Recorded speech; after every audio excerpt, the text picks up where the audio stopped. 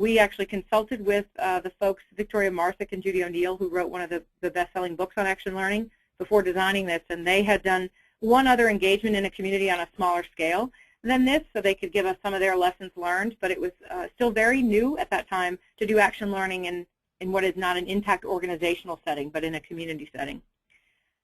So we started that process first. They formed teams. They decided what they were going to work on as teams. They really had a lot of choice about what their projects were based on their own passion. And they began working on those projects and in those teams before they ever came to a leadership development program at CCL. They did that work, in fact, for about 3 months before attending their first program session. The design of each of the program sessions was intended to work in parallel to what they were actually experiencing on their teams.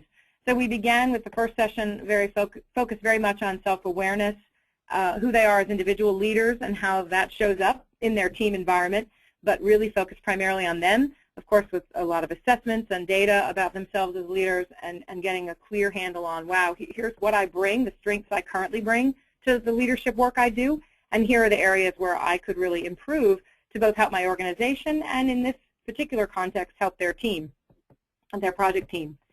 Then there were 4 months between each session, because the idea was the action learning project would serve as a live laboratory in which to apply everything they were learning. So we needed to give them time to do that and make those connections and have that, that continuity, if you will, of the skills they were building and applying it to what they were working on before they came back to layer on more skills. So they would have 4 months to do that work between sessions, and then the second session was focused more on teams and how do teams operate. So how do you lead not just on your own, but how do you work more